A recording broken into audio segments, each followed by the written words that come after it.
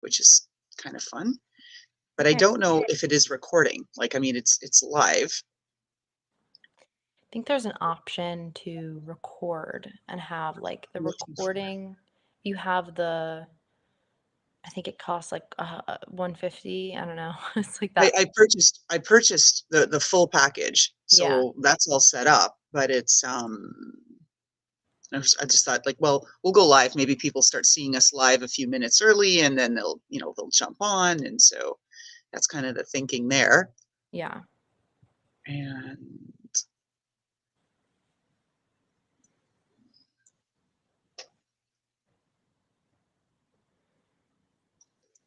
how do I record? If you see that by any chance,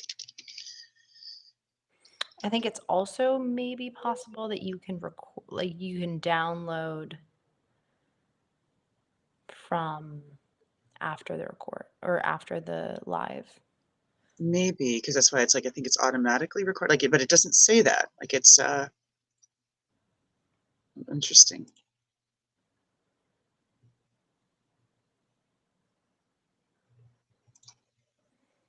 Hmm.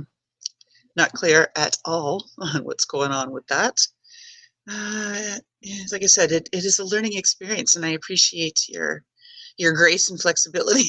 you know, being I've willing been to learn with me. I've been there, so like I get it. Yeah, and it's just Is- the whole thing, right? I mean, even that's a whole other sort of discussion in and around LinkedIn. What is it? What is it to different people? Is it Facebook? Is it people wanting to go back to old school LinkedIn? There seems like a lot of challenges and a lot of Mhm. questions around that as far as people are navigating it and what they do. I've seen And quite a bit of that that. hybridity, like your titles, what you do, how it's communicated, personal branding, like all that stuff is honestly very top of mind for me, but also for, I imagine, a lot of other people who maybe have it less figured out than I do. Oh, yeah. And then there's the whole thing around this whole new level of informality that's coming in. I see a lot of pictures where even some of the young women, they're in a bikini top, and that's their professional photo on LinkedIn. Okay, I guess have at it. And, there's some of that, as well as there's a lot around, like you said, on the title, what do people call themselves, or on their tagline? Do you put something provocative that just stands out, but it's meaningless? And then do the tags find you anyway, that are looking for your particular skill set, or don't they? Do the Mhm. algorithms completely miss you because you put something really interesting like, I'm a contrarian? Okay, so what does that mean? Right? Yeah, 100%. It's very interesting.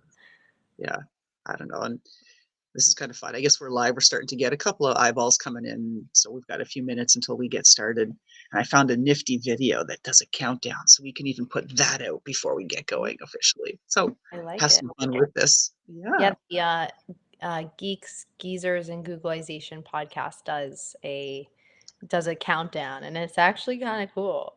Yeah. Like very like, ooh, we're getting started. No, I was looking at that, like these little video clips. Like I said, I'm going to add one. You want to create a little drama, a little excitement, and a little something for the viewers that are tuned in, right? Like, and hello, viewers. I see people are starting to click in. So, thank you for that. And Margot, you are live. Thank you for letting us know. yes, Like, yes. actually, thank you. No, seriously. I mean, because I'm new to this platform, so we're experimenting with this. So we wanted to spend a couple of minutes, kind of try it out, give people a few minutes to dial in and stuff. And the whole weekly grind thing may be new to some people, although we had pretty good followership last semester, Mm, and trying to get that cranked back up. yeah. How did this start? Well, it was all about these conversations that I was having on a daily basis anyway, talking to people like yourself, professionals that were involved, experts on the future of work, experts on Gen Z, experts on what's changing. And well, why not formalize it in a way that we brand it and make it so that it's something regular that people can look forward to and dial into? So that's I how it love started. it. Mhm. Okay, so it's 2 o'clock. We lost a few of the followers that were listening, maybe they thought like, oh, what is this? And oh no, I don't want to be here. And that's okay, because we're going to have some fun anyway. We're going to record this and we are going to let folks know. So we're going to do the countdown. Here we go.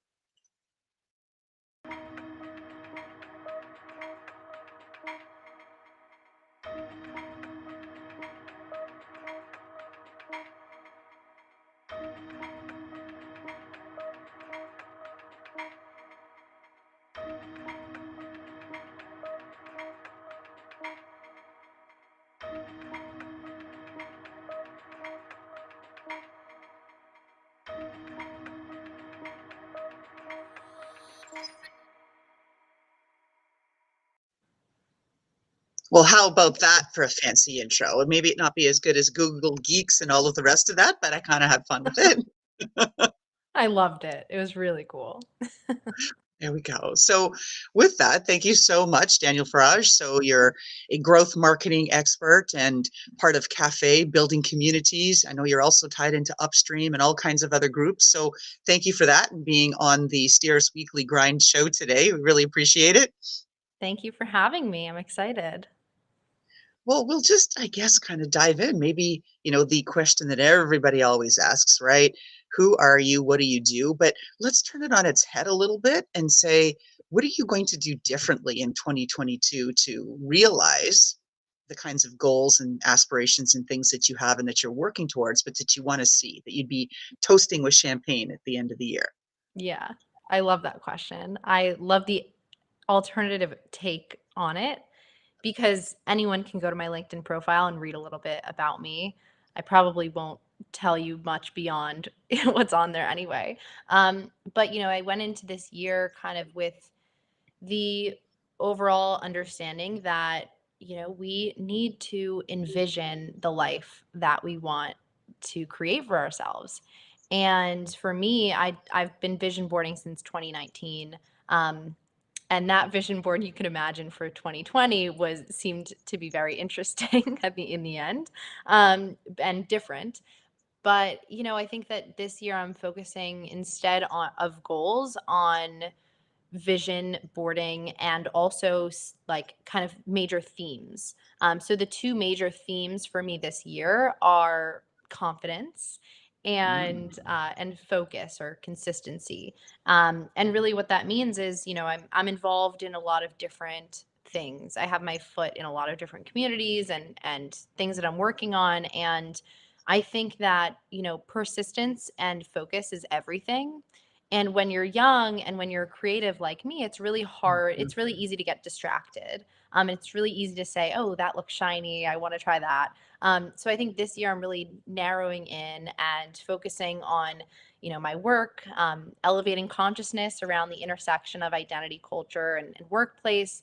What does it mean to really create workplaces that people can feel comfortable coming to and being themselves, and also bringing themselves? And then on the flip side, writing a book about values-based job seeking. How do you really find and identify a place that does allow you to come and add your experience and who you are to the culture versus trying to silence that or mute that? And maybe we can jump in there because I think it'll be really important for your book as well as for the audience members.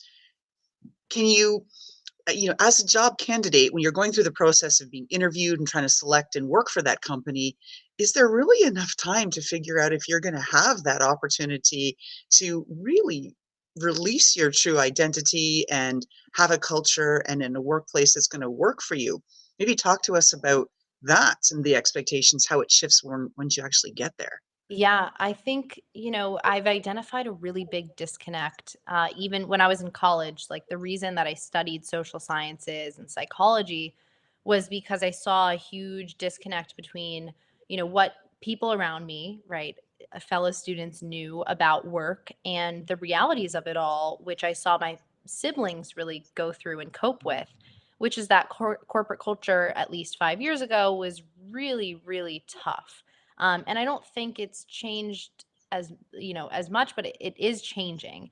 And I'm excited to be a part of that conversation. But I think that what really needs to change there is that people need more information and also confidence, empowerment, guidance in terms of how do you really evaluate places to work. I think one of the really great things that I personally experienced was doing trial periods. So, where you kind of come on for a few weeks and you see how you gel with the group, and also the employer can then see if you're the right fit and you're actually culturally, an ad, or if they maybe not, might not go in that direction. So I think that's one of the things that I'm excited to see more of is like people coming on as contract workers or for a trial period, and then being able to evaluate whether or not they really want to opt in full time.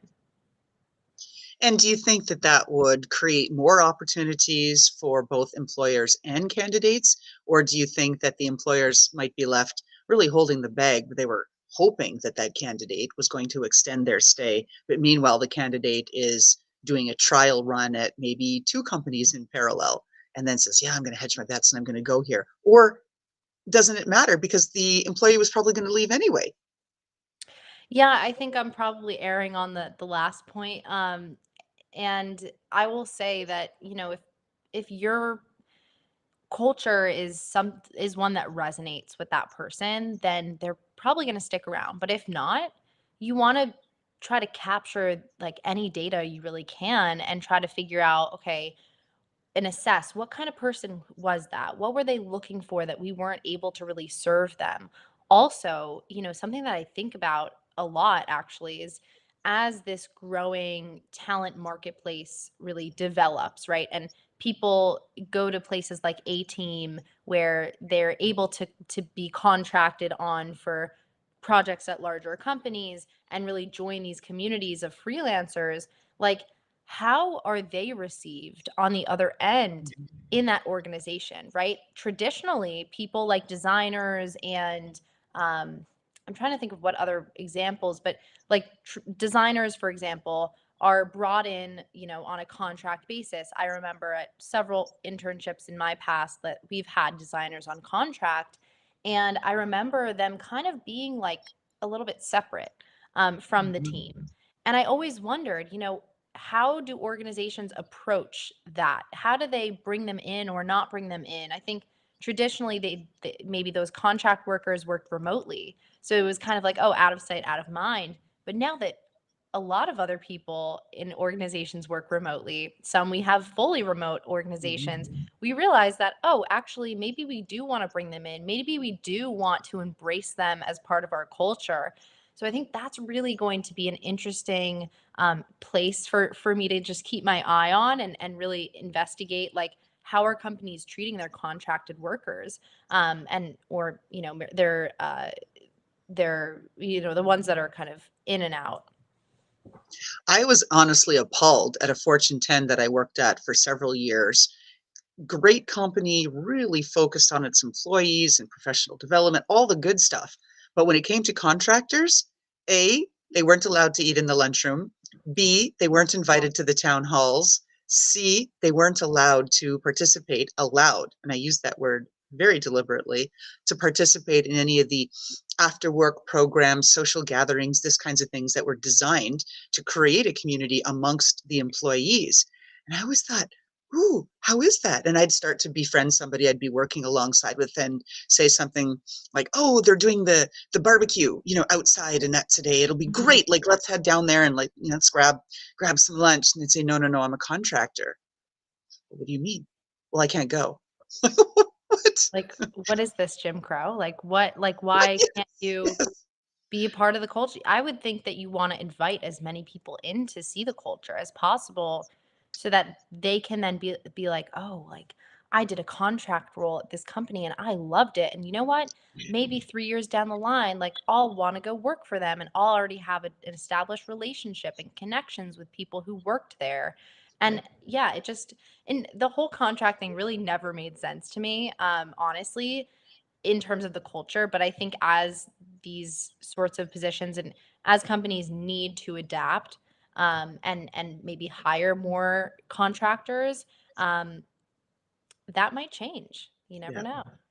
Let's hope it does. And so On the flip side, then we were kind of talking about the employers and a bit about the consultants or contractors coming in.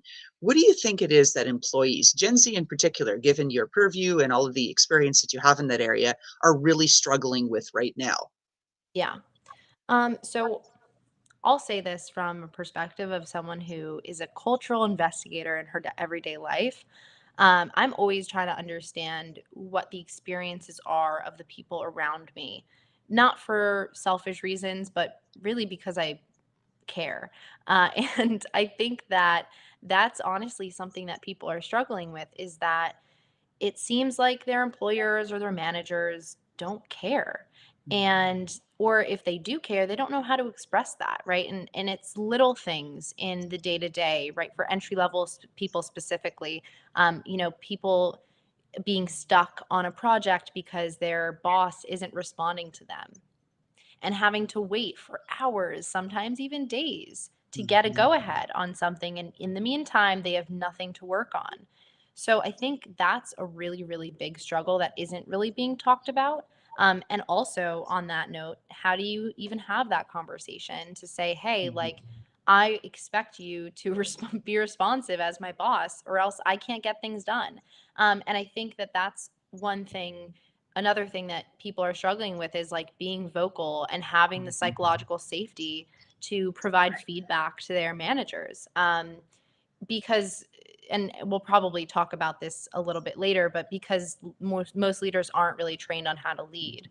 I think the third one that I'll mention is really connection and feeling, like you may be not connected to the team or to the work that you're doing, and therefore feeling stuck and feeling like, oh, I want to go work for another company or like see what's out there. But obviously, the grass is always greener. And, Mhm. I think a lot of people struggle with maybe evaluating other opportunities or feeling like they can't, they have these limits on themselves, like they can't interview for a job, and or it's interviewing is a dirty word. So I think like kind of self-limiting beliefs is another one that I think people are kind of struggling with. And you're right about the grass is always greener. Look at how many people now are boomeranging, what they're calling it. They left their organization at some point last year. Okay, great. The whole COVID epiphany that people had and said, okay, I need to stay at home. I need better balance, or I need whatever it is that they need. Or even they went out to another company thinking, oh, it'll be a lot better. Many of them, I don't know what the numbers are, but I've been reading lots of anecdotal stuff, are going back to that original employer now and saying, I kind of made a mistake. I wish I didn't leave. Can I come back? 100%. Yeah. And I've seen it in firsthand in the like 30s, 40s generate like the millennial and Gen X. I don't really care for the labels and it's not talking about my own generation, but I'll say like Gen Xers specifically, I've seen a lot of them boomerang. Um, and I think I'll see some of the same if I'm trying to read the future. Like I think we'll probably see some of the same patterns with my generation, just because Gen Xers are really similar to us in their nature and how they go about their professional lives. Well, X gave birth to Z in general, like from a generational standpoint. So you'd hope there'd be some connection, some Maybe parallels. maybe a little bit, yeah. Yeah, yeah, yeah. And with all of the scouting that you do, I love that as a cultural investigator, Danielle. Can you talk to us about what you're seeing either at Café, where you're directing their marketing efforts, or at other organizations you're aware of? What are companies or maybe organizations, maybe they're nonprofits, doing that are really helping address these struggles that you pointed out that employees are experiencing right now? Yeah, so I'll start with like internally what we're doing, even separate from the product that we sell. But I think that I'm going to Paris next Thursday, for to meet with my team, and to be there for 10 days. And we're a remote first company. We think of ourselves as a hybrid company because actually the team in Paris meets once a week, and I always get like kind of a follow up of what happened, and then we have a synchronous meeting amongst all of us the next day. And so I think that one of the things that is really helping, and an initiative that I love, and I actually just tuned into Insider's Future of Work conference just before we got on the Mm, phone. And someone on the panel said, I think they were from Adobe, they said, remote doesn't mean disconnected. And I yes. really love that, because remote shouldn't mean disconnected. Remote can mean that like myself, you go to Paris 4 times a year, and between you and me, like, who doesn't love going, to Europe? So, Sit on the yeah. Champs-Élysées, have a little bit of, bit of wine. Exactly. A baguette or 2. Oh, So, yes. yeah, like, it's great. But I think, the second thing is, that really we do is, like, giving people more power over their work, empowering people to design their hybrid lives. And that's specifically something that I am a huge proponent of, being able to, figure out, okay, based on the context and the information you have about what other people are doing, how they're working, you can make your own decisions about, okay, well, maybe I'll try this or that, or I think your internet cut out, but I'm just going to keep going. Basically, people, giving people the power to decide, like, what works for them in their lifestyle, because something that works for a parent, or something that works for, a Gen Zer who just graduated, like, might be wildly different. But also with this approach of, one size does not fit all. So I think something that's also really working for employers is in terms of just having the conversations with people that work at the company about, like, what works for them and what isn't working for them, and constantly revisiting and reassessing the hybrid or the remote or whatever your workplace strategy might be, because what works for, one 23-year-old might not work for another, and really trying to, build the experience for the end user, personalize the experience of hybrid, which I think that we're doing at Café, and helping companies do. We are not seeing Laura Lynn reappear, so I'm going to see if anyone has any questions. Um, Feel free to type a question in the chat, or a message, in support. But yeah, let's see if we could get her back in here.